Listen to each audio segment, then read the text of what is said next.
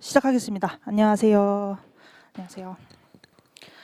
오늘은 이제 이기 스터디 시작이고요. 일단 이기 스터디는 진도 순으로 진행되는 마지막 스터디고요. 근데 다만 배점은 이제 100점을 풀고 100분 동안 풀어야 되죠. 근데 이제 3기, 4기 스터디는 진도가 이제 랜덤인 거고요. 전범위에서 랜덤으로 나오는 거고, 근데 그 전에 이제 진도별로 할 수 있는 100점 예행 연습 그런 시기로 생각하시면 되겠습니다. 이기 스터디 문제는 강의 계획서 뭐 보시면 아시겠지만 그 기출 문제를 위주로 낼 거고요. 기출 문제를 그대로 내거나 아니면 약간 변형을 하거나, 그리고 기출 문제 외에도 새로운 문제도 약간씩 섞어서 내고 그런 식으로 출제할 예정입니다. 근데 이제 이기 스터디에서는 그 단순히 문제 풀고 뭐 답안 보는 것만 하지 않고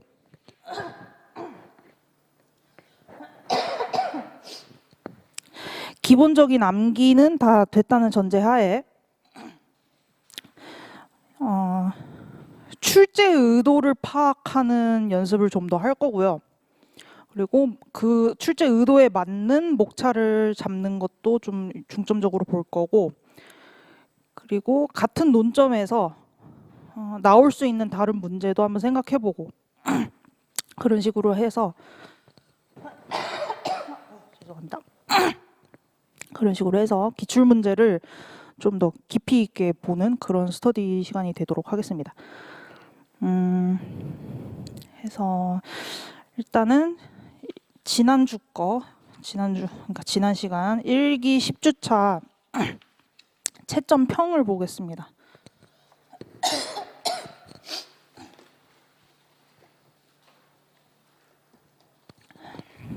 제 스터디 이제 처음 들으시는 분들도 계신데, 매주 이렇게 지난주 거 채점 기준표랑 채점 평이랑 이렇게 나갈 거고요.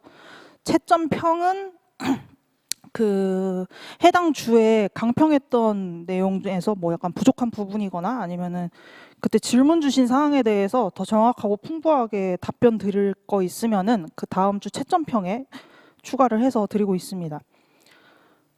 채점 기준표는 각 문항별로 뭐 1점에서 뭐 2점 사이로 요 정도 배점이다, 그런 그냥 기준표고요. 그것보다는 이제 채점평을 보시면서 복기하시고 내용 정리해 나가시면 되겠습니다. 그래서 이제 1기 10주차 채점평 보면요.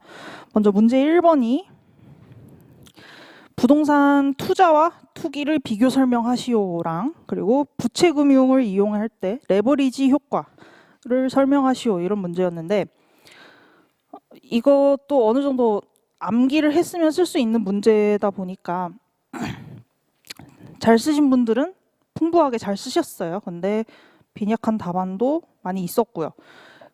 빈약한 답안은 일단 의의가 정확하지 않거나, 그리고 문제에서 정확히 물은 게 투자의 목적이랑 그리고 투기와의 차이점을 쓰라고 한 문제였기 때문에 그 차이점에 대해서도 목차를 뭐 최소한 3개는 나왔어야 하는데, 뭐 차이점을 단순히 그 운영 단계가 빠진 차이만 있다, 뭐 그런 것만 쓰셨으면은 많이 빈약했습니다. 그리고 2번 보시면 그 부동산 투자에서 부채금융의 활용, 이거에 초점을 둔 거였기 때문에 부동산의 고가성, 이거 키워드가 등장하면은 좀 더 만점까지 드릴 수가 있었고요. 그리고 문제 2번은 분양가 상한제의 기본 내용을 묻고, 그리고 분양가 상한 그 제도 관련해서 감정평가사의 역할을 묻는 문제였습니다. 이것도 암기가 됐으면 쓸 수 있는 문제였기 때문에 뭐 대부분 잘 써주셨는데, 키워드의 개수나 그리고 내용이 좀 정확하게 썼는지 거기서 차이가 있었고요.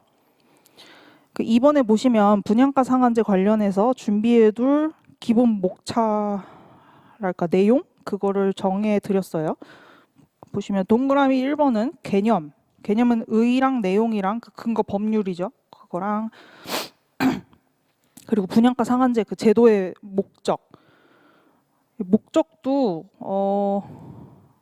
뭔가 그냥 뭉뚱그려서 그냥 서민 주거 안정 그냥 이러면서 그거를 계속 반복해서 쓰시는 분들도 있었는데 좀 이렇게 명확하게 잘 정리해 놓으시길 바래요. 그래서 목적은 이렇게 있고 그리고 효과가 있고 반면 문제점이 있죠.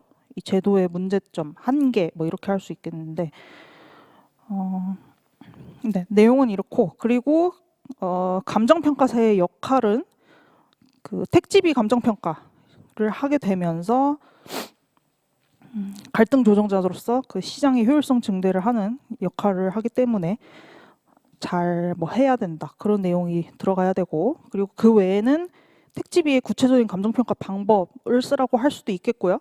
그리고 분양가 상한제가 최고가격 제도니까 이게 정부의 시장 개입이고 그리고 그 시장 실패 이런 것도 연관지어서 쓸 수도 있겠죠. 그래서 이 정도 정리해 놓으시면 충분할 거라고 생각이 됩니다. 문제 3번 넘어가시면 문제 3번은 비주거용 부동산 가격 공시 제도의 도입 이유를 묻는 문제였는데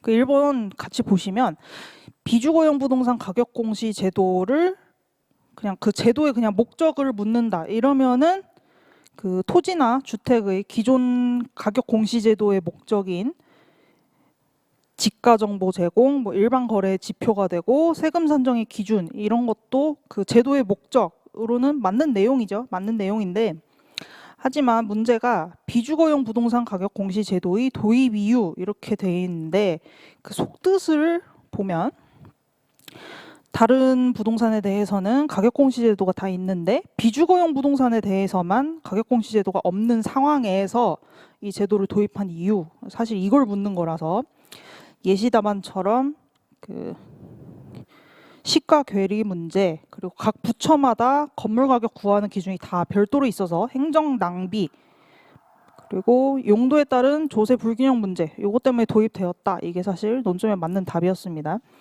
그래서 밑에 2번은 그 도입 이유에 대해서 정확히 그게 무슨 내용인지에 대한 설명이에요. 요거는 뭐 밑에 보면은 무슨 시가 표준액이랑 건물 기준 시가 요거를 구하는 식 같은 걸 다 넣어드렸는데 이거를 다 외우시라고 넣은 거 아니고요. 그 네모 박스마다 맨 밑에 보시면 결론이 있어요. 그 결론이 결국은 그 도입 이유를 구체적으로 설명해드린 건데 한번 쭉 대충 보시면 그 기존 비주거용 부동산 가격 산정이 시가하고 괴리되는 문제 요거는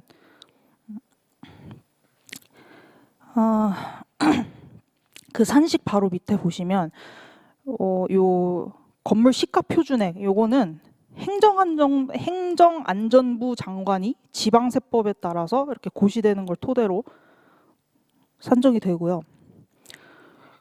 근데 보시면은 그 건물 신축 가격 기준액이 그 제조달 원가 같이 그렇게 제곱미터당 얼마 이런 식으로 고시가 돼요. 그래서 그 결론 보시면 시가 표준액이 정해지는 그 기본 사고 방식이 원가 방식하고 같아서 수익성 부동산을 이렇게 하면은 시가와 괴리가 클 수 있다. 이 문제가 있고 그리고 그 산식에 보시면은 뭐 구조랑 용도 그리고 그냥 건물 자체가 어디에 위치했냐 뭐 이런 거에 따라서는 지수가 다 있는데 그 내부 뭐 몇 호별 몇 층별 요거 효용 차이가 제대로 반영이 안 돼요. 그래서 그냥 뭐 구분 건물인 상가에서 뭐 2층에 뭐 몇십 개 호가 있어도 그 몇십 개 호가 뭐 외부에 창문이 있는 것도 있고 뭐 내부 상가 이런 것도 다 있을 텐데 그게 다 단가가 동일하게 적용되는 경우가 있습니다. 그래서 요게 문제인 거고요.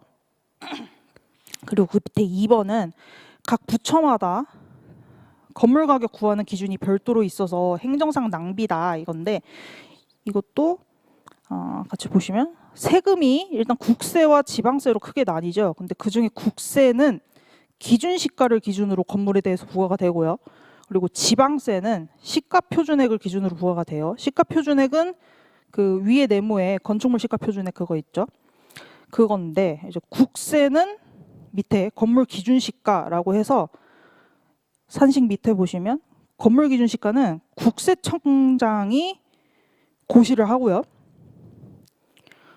그러니까 그래서 결론을 바로 보시면 비주거용 부동산에 대한 세금이 그래서 국세는 국세청장이 고시한 기준 시가대로 부과가 되고 지방세는 행안부 장관이 고시한 시가 표준액대로 건물 가격이 정해지니까 사실 산식 보시면 다 뭐 거의 같아요. 뭐 지수만 조금 다르겠죠. 그래서 같은 건물이 뭐 국세냐 지방세냐에 따라서 세금 부과 기준이 뭐 금액은 사실상 비슷할 건데 굳이 따로 만들어지고 있다 이런 내용입니다.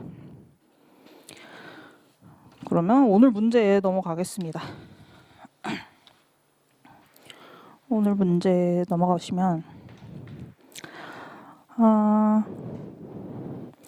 일단 이제 100점을 풀죠. 100분 동안. 그래서 일단 문제지를 받으시면 저는 일단 어떻게 했었냐면 보통 4번 문제는 뭐 오늘도 뭐 상업용 부동산의 그냥 입지 결정 요인에 대해 설명하시오 이런 거고, 그리고 뭐 지난 기출 문제 중에 뭐 평가 검토에 대해 쓰시오 뭐 이런 식으로 나온단 말이죠. 그래서 즉 그냥 암기를 했으면 그 기본 내용을 쭉 쓰면 되게 그런 식으로 나오니까 문제 4번은 뭐 한 3분에서 5분 늦어야 5분 안에 빨리 저는 제일 먼저 해치워버리는 그런 문제로 했었어요. 그래서 뭐 아예 모르는 내용이 아닌 이상은 일단 문제 그래서 받으면 4번 먼저 딱 한 2페이지 좀 안 되게 그렇게 빨리 쓰고 일단 넘어갔었어요. 그래서 그거 뭐 추천드리고요. 왜냐면 4번은 약간 생각을 별로 안 하고 빨리 쓸 수 있는 반면 6점에서 8점까지도 다 쓰면은 부여가 되다 보니까 드리는 그 시간과 노력 대비 점수를 많이 받을 수 있는 건 4번인 거고요. 그 다음에는 2번하고 3번 중에 저는 강론 문제를 먼저 풀었어요. 왜냐하면 총론 문제는 좀 출제 의도도 생각을 해야 되고 목차를 그래서 그 출제 의도에 맞게 좀 짜야 되거든요. 그래서 생각하려면은 좀 시간이 걸리니까 그 다음에 2번하고 3번 중에 그래서 강론인 거, 뭐 2번, 3번 둘 다 강론이면은 뭐 둘 중에 더 잘 쓸 자신 있는 거부터 푸시면 되고요. 그래서 그렇게 강론 먼저 저는 그래서 다 풀었고, 그 다음에 1번을 저는 맨 마지막에 풀었어요. 왜냐하면 1번은 그 33회인가요? 그 지식재산권을 쓰라고 나오고 뭐 1번도 강론이 나올 수는 있어요. 그쵸? 나올 수 있는데 아무리 그래도 그 기본 내용에다가 약간 출제 의도가 있어요. 왜냐면은 뭐 시대적 배경이나 그 제도의 도입 배경 뭐 이런 것도 써야 되고 그렇기 때문에 1번은 그래서 시간을 더 써서 목차도 한 10분까지도 잡고 그런 식으로 했었습니다. 그래서 4번부터 푸시는 거 저는 추천을 드리고요. 이제 문제 1번을 보겠습니다. 문제 1번은 일단 쭉 보는 거예요. 쭉 보면은 일단은 분량이 많죠. 분량이 많은데 그리고 뭐 A 법인 그리고 물음 2에서 뭐 임차인 C 이런 식으로 나오죠. 그러면 이거는 일단 사례형이죠. 그래서 사례형 문제가 나오면은 일단은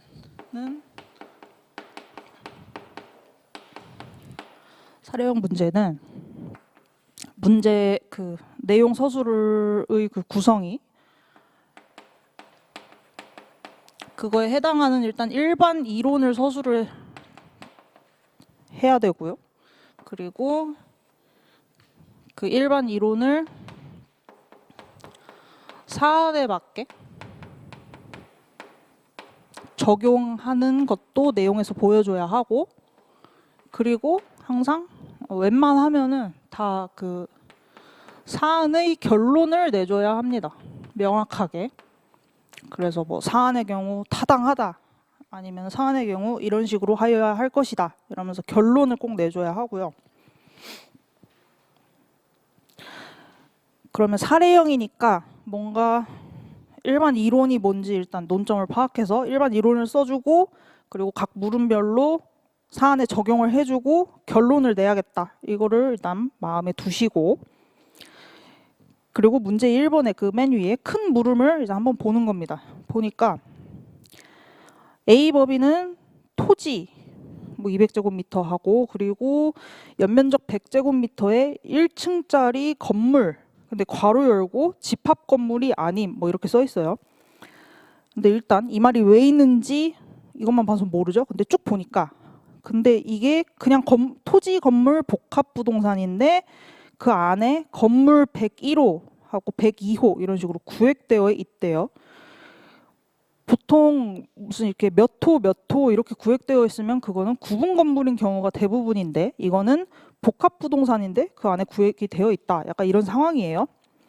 그래서 실제로 구획도 되어 있고 101호는 A 법인이 소유자가 쓰고 있고 102호는 다른 뭐 B에게 임대하고 있다. 그러면 일단 상황은 파악을 한 거고 물음 1을 또 한번 쭉 봅니다. 물음 1을 보니까 그러면 이 A 법인이 소유한 위 부동산을 감정평가할 경우 원칙적인 감정평가 방법 그리고 그 방법의 근거 그리고 그 원칙적인 방법을 이 사안에다가 적용할 때 해당 방법의 적정성을 논하시오 이런 식으로 나왔어요. 그럼 일단 묻는 거는 3개예요. 묻는 건 3개인데 일단 물음 1이 그러면은 이 문제가 왜 나왔고 뭘 묻고자 나왔는지 그거를 생각을 같이 해볼게요. 일단은 A 법인이 소유한 위 부동산이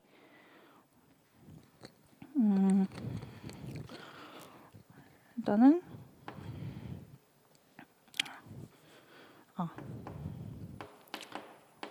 물음 1이 일단 토지하고 건물을 합한 복합 부동산인데 복합 부동산이면서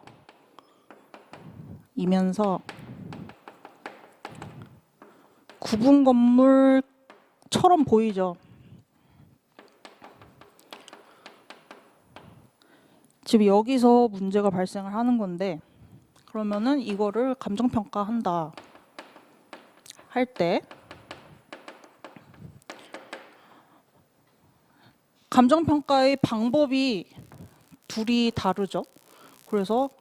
그러니까 이 문제가 그러면 원칙적인 감정평가 방법 뭐 이런 게 나오는구나 라고 생각을 하면서 복합부동산이면은 개별평가의 합계죠. 개별평가의 합계고 이게 감칙 7조의 그 원칙이죠. 원칙 7조 1항 원칙이고 구분 건물은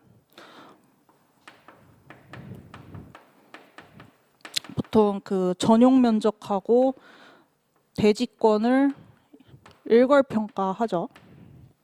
이거는 7조 2항 이거의 예외 이런 관계가 지금 있는 건데 그러면 물음 1의 지금 내용은 원칙적인 감정평가 방법을 쓰라고 했으니까 요거를 쓰는 게 맞아요. 그렇죠?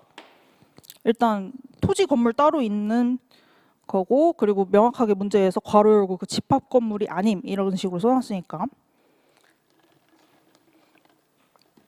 그래서 문제가 일단 묻고 있는 게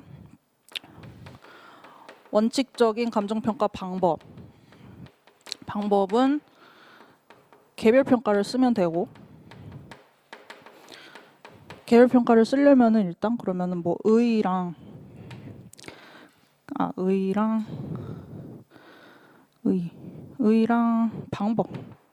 방법을 써야 되죠. 원칙적인 방법을 쓰라고 했으니까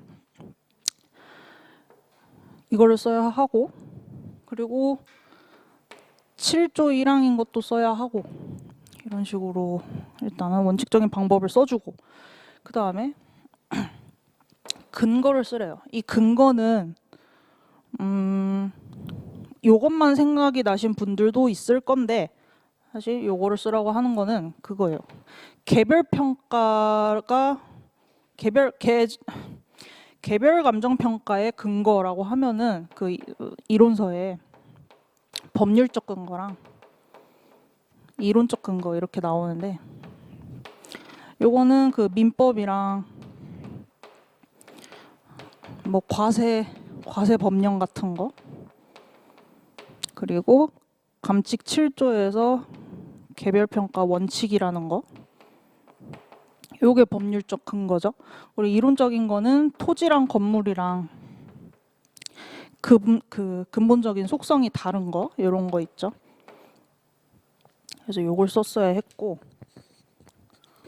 그 다음에 요게 일반 이론을 서술한 거였죠.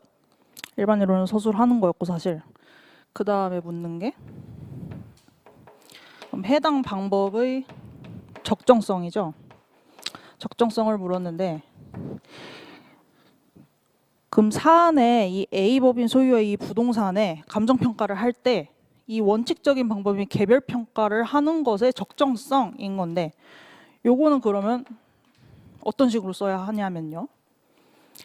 일단 원칙이 있고 그 원칙이 적정한지이기 때문에 혹시 예외가 적용이 가능한지를 써야 돼요. 예외 적용 해야 하는지 혹은 가능 여부 같은 거. 그래서 논리의 흐름이 원칙적인 방법은 이건데 예외적인 경우가 가능한지 검토 후에 만약에 가능하다고 하면은 일괄 평가도 할 수 있다. 그리고 개별 평가가 그래도 원칙이니까 해서 뭐 시상가액 조정을 하여 최종 결정을 해야 한다. 이런 식으로 쓰면 되고요. 만약에 여기서 가능하지 않다. 일괄 평가할 수 없는 물건이다. 이런 식으로 결론을 내리시면 원칙대로 개별 평가를 하면 된다. 이런 식으로 쓰시면 됩니다. 요거는 둘 다 쓸 수는 있어요. 시중에도 강사님들 답안 보면은 둘 다 존재를 하고요. 구체적으로는 일괄 평가가 그 요건이 그거죠. 일체 거래 관행이 있거나 그 용도상 불가분 관계 있거나 그러면은 일괄하여 평가할 수 있다 이거잖아요. 근데 이 사안에 대해서 일체 거래 관행이 뭐 없다 하면은 없다고 쓸 수도 있고요. 왜냐면 어찌 됐든 토지 건물이니까요. 근데 어차피 토지 건물 이게 있다고 쓰는 거는 어쨌든 토지 건물 소유자가 동일하고 뭐 함께 거래되는 게 관행에 부합한다. 뭐 이런 식으로 쓰면은 일체 거래 관행이 있다고도 할 수가 있는 거예요. 일체 거래 관행이 없다는 거는 오늘 예시 답안에 써 있고요. 그리고 용도상 불가분의 관계도 이것도 오늘 답안에서는 없다고 썼어요. 왜냐면은 일단 저는 최대한 원칙적인 방법을 적용하는 방향으로 저는 답안을 쓴 거예요. 예외는 그야말로 예외적으로 적용되어야 하는 거라서 이렇게 썼는데 용도상 불가분의 관계도 있다고 쓰려면은 이것도 뭐 토지 위에 건물이 있는데 건물을 쓰는 사람은 무조건 그 토지도 쓰니까 일체로 이용하게 되고 그래서 이 토지와 건물은 용도상 불가분 관계에 있다고 보여지므로 뭐 개별 평가 말고도 일괄 평가도 가능할 것으로 판단된다. 이런 식으로 쓰시면 됩니다. 뭐가 됐든 그 논리가 있으면 됩니다. 그래서 물음 1번은 이런 식으로 전개를 해서 쓰시면 됐었고 물음 2번을 보시면 물음 2번은 또 보니까 임차인 C가 그 건물에서 101호하고 102호 중에 101호를 원래 A법인 그 소유자가 쓰고 있는 상황이라고 문제에서 했는데 그거를 뭐 다른 자에게 임차를 하기로 했대요. 전세로. 그래서 C가 전세 금액을 확정하고 그리고 전세권 설정에 쓰기 위해서 그 101호만을 감정평가 의뢰하였다. 그래서 본건 평가의 타당성에 관해 설명하시오 이건데 일단 이 문제를 보고 이 사례에서 일반 이론을 뭘 써야 되는지를 빨리 확인을 해야 되죠. 근데 보니까 부분 감정평가죠. 부분 감정평가. 왜냐면은 건물이 뭐 네, 이거는 부분 감정평가고 이게 그 26회 1번 문제거든요. 요 오늘 1번 문제가 26회 1번 문제였는데 그래서 그 26회 채점평 그 출제위원분이 채점평 쓰신 거 봐보면은 이게 부분 감정평가라는 걸 짚으면서 부분 감정평가의 개념을 제시한 답안이 적었다 이런 내용이 있어요. 그래서 이런 사례형이 나왔을 때 꼭 그 일반 이론 중에 뭔지 그거를 꼭 써야 한다. 그래서 부분 감정평가인 것만 파악만 했으면 일단 그거는 내용을 쓰면 되죠. 그래서 본건 평가의 타당성을 물었으니까 그래서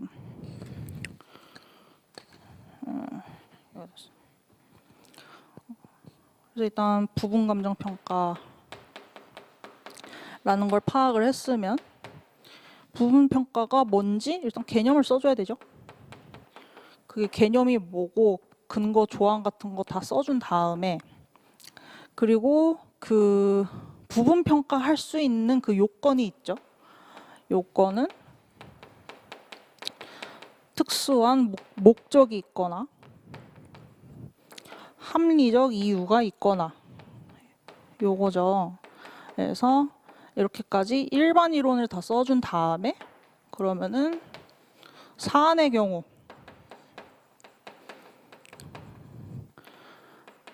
이 약간 쓰는 방식이 법규하고 되게 비슷해요. 이런 이론에서 사례형 문제는. 그래서 요 앞에 약간 개설 같은 거 써줘도 좋아요. 사례형에서는.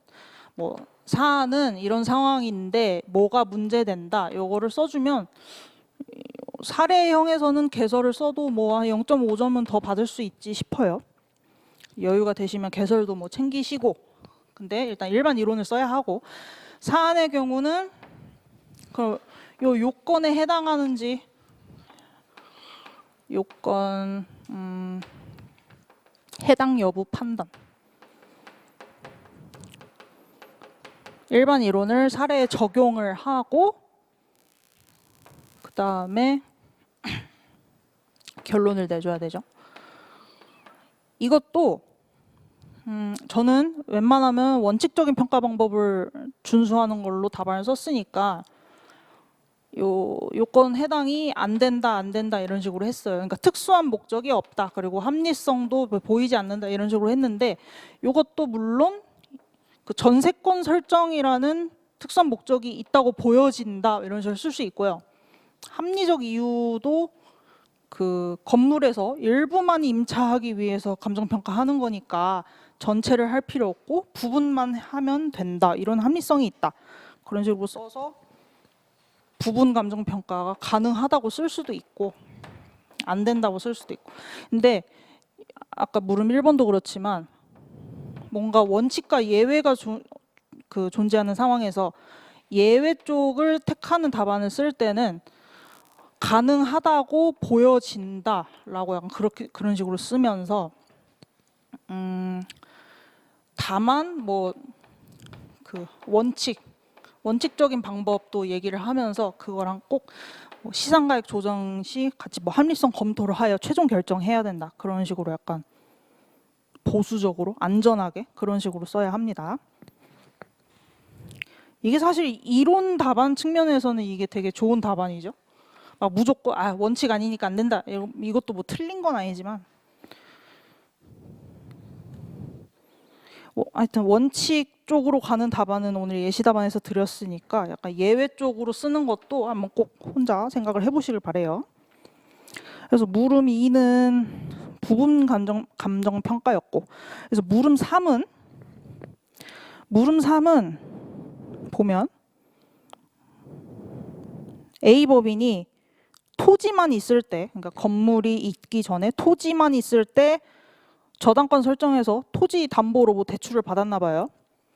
근데 저당권 설정하고 나서 건물을 신축했대요. 근데 A 법인이 이자 지급을 못해서 저당권자가 뭐 은행이 토지를 경매 신청을 해버린 거예요. 근데 은행 입장에서는 보니까 토지에 원래는 토지만 있는 걸로 저당권을 해놨었는데 웬 건물이 있는 상황이죠. 그래서 요게 사실은 논점이 제시외 건물 소재 토지의 평가 방법이에요. 그래서 제시외 건물 소재 토지 감정평가 방법은 일단 실무 기준에 있죠. 그래서 게다가 이건 경매니까 경매에서 제시외 건물 소재 토지 감정평가 방법 그거에 대해서 5점짜리 정도로 쓰시는 건데 말로만 일단 간단하게 설명을 드리면 뭐 예시 답안 보시면 다 있고요. 감정평가 방법은 일단 토지를 평가하죠. 토지는 나지상정 금액으로 평가를 하되 근데 거기에 건물 금액도 병기를 해주고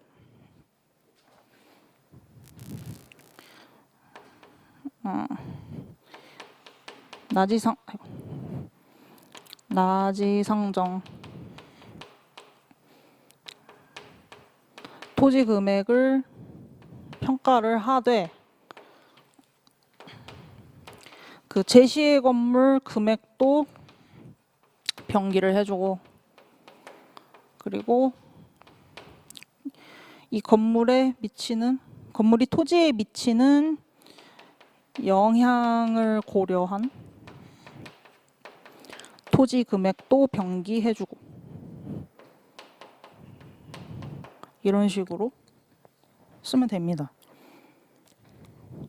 이것도 뭐 지금 상황은 경매인데 이게 뭐 또 담보 평가냐, 뭐 보상 평가냐, 또 뭐 평가의 목적이 달라지면은 또 내용이 바뀔 수 있겠죠. 요 제시의 건물 그 처리 방법이 다른 거 저희 또 연기 1기 때 풀어봤죠. 그래서 항상 기출문제 보실 때 여기서 또 이런 식으로 나올 수도 있겠다 이런 거 생각하시고요. 그 다음에 물음 4번은 또 한번 쭉 보니까 지금 이 A법인의 소유의 토지는 용적률이 50%죠. 토지 200제곱미터에 100제곱미터 건물 이렇게 있으니까. 근데 주변 토지는 다 100%로 쓰고 있대요. 이것만 봐서는 뭐 그러면은 요 본건 토지를 뭐 최유유 이용을 못 하고 있는 것 같은 그런 느낌이죠. 그래서 A법인이 그러면 주변 토지 용적률처럼 용적률 100%를 조건으로 하는 감정평가를 의뢰를 하였다 해서 문제가 묻는 바가 조건부 평가에 관해 일단 설명을 하고 그래서 본건이 조건부 평가가 가능한지 여부를 검토하시오 이렇게 나왔죠. 요거는 조건부 평가에 관해 설명하라고 명확하게 줘서 채점평 보면은 조건부 평가의 개념은 잘 썼대요. 다들 잘 썼는데 요거는 사안에 그래서 적용하고 결론 내는 걸 다들 좀 못했다 이런 식으로 채점평이 써 있거든요. 요것도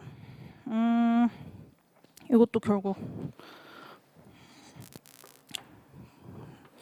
조건부 평가 기본 내용 써주고 근데 그 중에 그 적용 요건이 있죠. 적용 요건은 법령에 규정이 있거나 의뢰인 요청이 있거나 사회 통념상 이렇게 있죠. 그리고 조건 검토 사항이 있죠. 조건 검토 사항은 합리성, 적법성, 실현 가능성이 있다라고 기본 내용을 일단 써줘야 되죠. 써주고 그 다음에 그럼 사안의 경우를 또 하는 거예요. 사안의 경우 이거 그대로 써주는 거죠. 적용 요건은 요거는 의뢰인이 요청한 경우니까 된다 이런 식으로 써주고, 그리고 조건 검토는 합리성하고 적법성하고 실현 가능성인데, 요거 앞으로 뭐 조건부 평가 또 이렇게 검토하는 거 나올 수가 있어요. 뭐 실무에서도 나올 수가 있기 때문에 합리성은 경제성, 경제적인 그거예요. 뭐라고 해야 되지? 합리성은 그러니까 이 조건대로 실현이 됐을 때 경제적 가치가 증가를 해야 이 조건부 평가가 합리적이다라고 하는 거예요. 그래서 뭐 이 조건대로 이루어졌을 때 수익하고 비용을 비교해서 뭐 수익이 더 크면은 합리성이 있다. 이런 식으로 되는 거고요. 적법성은 문제에서 뭐 굳이 그 뭐 법적으로 안 된다 이런 말이 없는 이상은 이거는 대충 되는 걸로 판단을 하면 되는데, 예시 답안 보시면은 관계기관에 문의해서 뭐 확인해야 된다 이런 식으로 쓰면은 또 보수적이고 안전하죠. 그리고 실현 가능성은 요거는 요거 본건 요 문제에서의 사안은 실현 가능성을 없다고 썼는데, 요게 보통은 그거예요. 조건부 평가 제일 많이 일어나는 경우가 토지에 지금 아직 그 착공 중인 건물이 있을 때 이걸 뭐 완공으로 조건부 평가하는 거 있죠. 그런 거는 못해도 뭐 허가는 나 있고 착공은 들어갔어야 하는 약간 그런 게 있어요. 그래야 실현 가능성이 앞으로도 있다. 이런 식으로 결론이 되는데, 요거 본건은 뭐 사회적으로 타당성이 없다고 뭐 판단되다 이런 식으로 썼어요. 그래서 요것도 결국은 논리적이고 말이 되게 쓰시면 되는 거예요. 해서 이런 식으로 됐고, 사례형 문제가 아무래도 최근 10년 동안 계속 나오고 있고요. 하지만 이게 원칙이라는 거예요. 일반 이론을 꼭 쓰시고 사안에 적용하는 과정을 보여주시고 결론을 내리고, 이것만 신경 쓰시면 되겠어요. 예시 답안은 따로 보시고요. 그리고 문제 2번 넘어가겠습니다. 문제 2번은 부동산의 종별과 유형에 대한 문제죠. 그리고 물음 1, 2, 3을 쭉 보니까, 그래서 종별 및 유형의 개념을 쓰고 그렇게 분류하는 목적을 써라. 그리고 종별 유형에 따른 가격 형성 요인이 어떻게 뭐 분석되는지 써라. 그리고 마지막으로 종별 유형에 따른 감정평가 시 유의사항, 이런 식으로 문제가 구성이 돼 있죠. 요것도 문제가 어떤 그 배경에서 출제된 건지 약간 그거부터 또 생각을 해볼게요. 일단은 그 부동산의 종별 및 유형, 이게 감정평가에서 결국 그거죠. 대상 물건의 확정, 그러니까 그거 관련이죠. 대상 물건 확정 관련인데, 그래서 사실 이 문제 출제의 좀 그 배경이 감정평가의 절차 있죠.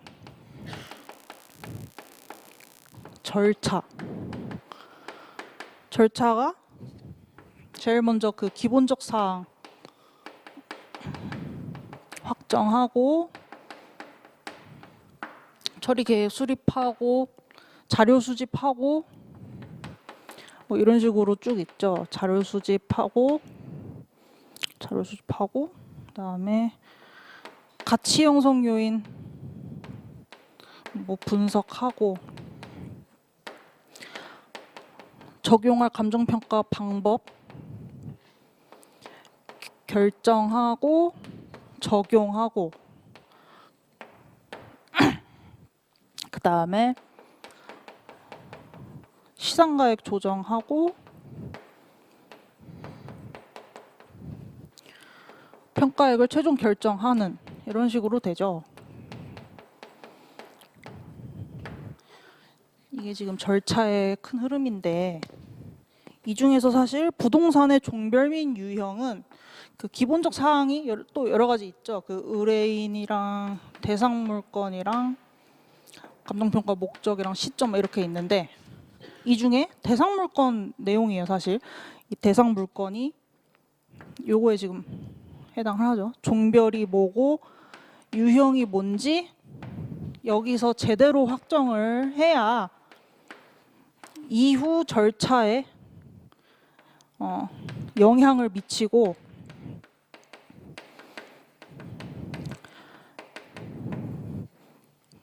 해서 결국 감정평가의 정확성이랑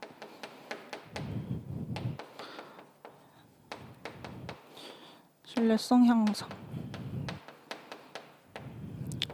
이게 흐름이고 이 문제는 그래서 요거를 물으면서 요게 가치 형성 요인 분석에서 어떤 식으로 이루어지는지 그걸 묻고 마지막에 감정평가에 결정할 때 그 감정평가를 할 때 유의사항 이렇게 물었죠. 그래서 결국은 뭐 서나 결에 요걸 써주면 되는 거예요. 종별과 유형을 출제하는 의도 그리고 우리가 이걸 공부해야 되는 중요성 그거는 결국 이겁니다. 그래서 일단은 이게 큰 흐름인데 이것도 마찬가지로 그 세부적인 목차 잡는 거랑 내용은 개별적으로 보시고요.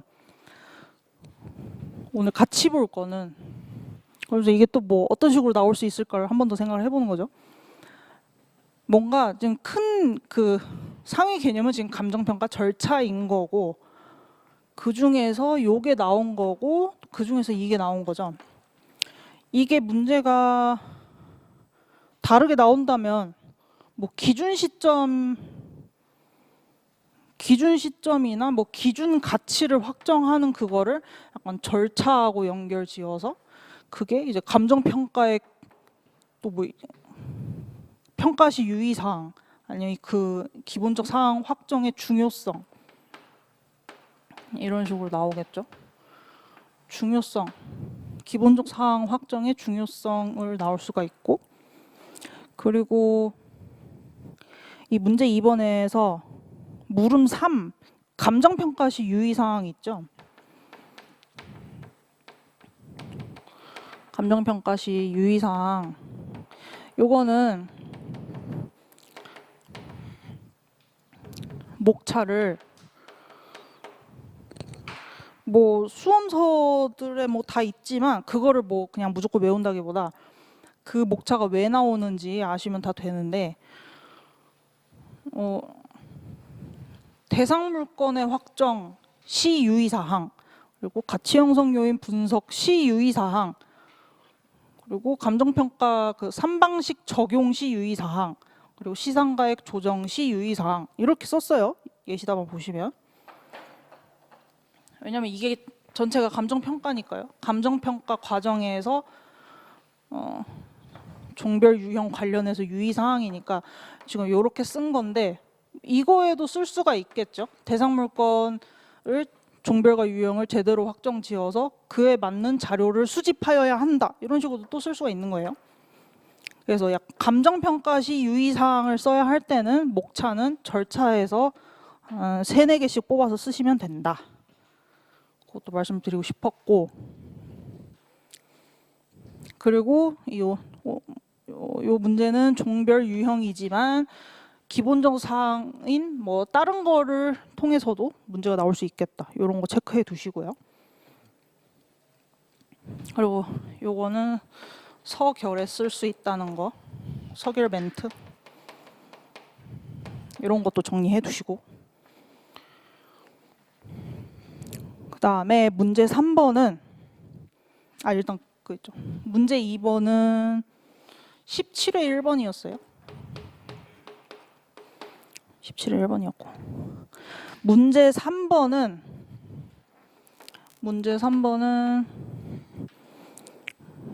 32회 2번의 물음 2번입니다. 그 감정평가 직업 윤리를 묻는 문제 중에 요 문제 3번은 실무 기준에서 기본 윤리하고 업무 윤리로 구분하고 있고 그거에 각각의 세부 내용을 설명하시오 이렇게 나왔죠. 요거는 일단 요 논점 파악은 뭐 쉽죠. 그리고 뭐 윤리 그 내용 아는 거 그대로 풍부하게 쓰면 되는 문제인데 이것도 그래서 생각을 해보면 일단 윤리죠.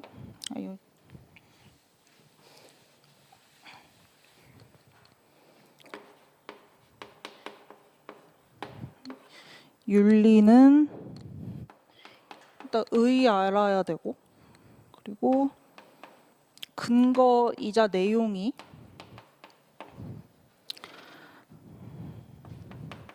감정평가법에도 있고 그리고 감칙에도 있고 오늘 문제에서 물은 대로 실무기준에도 있고 그리고 협회 윤리강령 이런 식으로 있죠.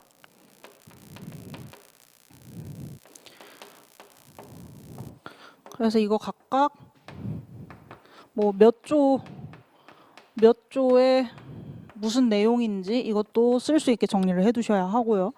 근데 오늘은 실무기준이었으니까 실무기준은 기본윤리랑 업무윤리로 나뉘고 각각 뭐가 있다. 요것도 오늘은 요거를 세부 내용을 쓰시오 하면서 20점이었으니까 그래서 요거 각각 풍부하게 쓰면 됐는데 문제가 이런 식으로 나올 수도 있는 거죠. 감정평가 법인 등이 지켜야 할 그 업무 윤리, 직업 윤리에 대해서 관련 법령과 뭐 내용을 쓰시오 이런 식으로 나오면은 요거를 다 목차로 잡고 이거는 한 번에 쓰거나 뭐 한 2개 정도로 목차 나눠서 쓰고 이런 식으로 되는 거죠. 그래서 풀로 쓸 때는 이걸 목차 하나하나로 쓸 수 있게도 준비를 해 놓으셔야 하는 거고 그렇게 준비를 해 놓으면 이거를 뭉뚱그려서 써야 될 때는 그거를 빨리 요약해 가지고 한두 줄만 쓰면 되는 거죠. 그래서 윤리는 이런 식으로 나올 게 많고 그 외에 요 내용 외에는 이 직업 윤리의 중요성 알아야 되죠. 왜 우리가 윤리를 준수해야 하는지 그리고 그래도 규정적으로 어떤 문제점이나 뭐 보완할 점 아니면 한계 이런 식으로 추가로 쓸 수 있는 것도 준비를 해 놓으셔야 하고 그리고 또 써야 하는 게 제도적 준수는 물론이고 우리가 자율적으로도 꼭 준수를 하는 그 내용도 들어가야 하고요. 윤리에 대해서는 이 내용이 다죠, 사실. 그리고 벌써 시간이 지나는데 문제 4번 빨리 보시면 문제 4번은 상업용 부동산의 입지 결정 요인을 쓰라고 10점짜리 이렇게 나왔죠. 요거는 이것도 빠르게 말씀을 드리면 어떤 부동산이 입지를 하는 건 결국 그 부동산의 가치를 높일 수 있는 곳에 입지를 해요. 근데 그러면은 그 부동산이 어디에 입지하냐 이거는 그 부동산의 가치를 높이는 요인, 가치 형성 요인에 따라 입지가 결정된다 이런 식으로 이어지고요. 그러면 요 문제에서는 수익성 부동산이죠. 수익성 부동산의 가치를 결정하는 거는 상업용 반대로 썼네. 상업용 부동산은 수익성이죠. 이거 뭐 딴 걸로 보면은 뭐 공업용으로 보면은 생산성이랑 뭐 시장 가까운 거랑 그런 거 있죠. 그래서 주거용이 만약에 나오면 쾌적성 관련해서도 할 수 있고, 이게 가치를 결정하는 건데, 그러면 요거를 이게 사실 감정평가 할 때 그 두 개를 쓸 수가 있는데, 사회적, 경제적, 행정적 요인으로도 나눌 수가 있고, 그리고 그 지역 요인, 개별 요인 그 있죠. 가로, 접근, 환경 이런 요인이 있죠. 해서 오늘 문제에서는 수익성 부동산에 대해서 예시 답안에서는 가로 조건이 일단 뭐 넓은 뭐 대로나 아니면 교통이 용이해야 된다. 약간 가로 조건을 썼고요. 그리고 그 상업용 부동산은 배우지랑 그러니까 주변 그 상업용 부동산 주변에 뭐 주거 거주 인구의 규모 약간 그런 건데, 그거는 환경적 요인이고요. 접근도 쓸 수가 있겠죠. 접근은 요 수익성 부동산으로의 뭐 교통 발달 같은 거, 뭐 대도시 접근성 그런 것도 쓸 수가 있겠죠. 그래서 그 중에 뭐 2개 저는 쓴 거였고요. 요게 이제 다른 부동산에서도 어떤 입지 뭐 이러면서 가치를 결정하는 요인 그게 나오면 수익성이 아니라 뭐 생산성, 쾌적성을 써야 한다. 요것도 기억을 하시고, 이게 결국 감정평가에서 가치 형성 요인 분석할 때의 그 요인이다. 요것까지 정리를 해두시면 이제 비슷한 문제가 나왔을 때 이렇게 써야겠다. 이게 되겠죠.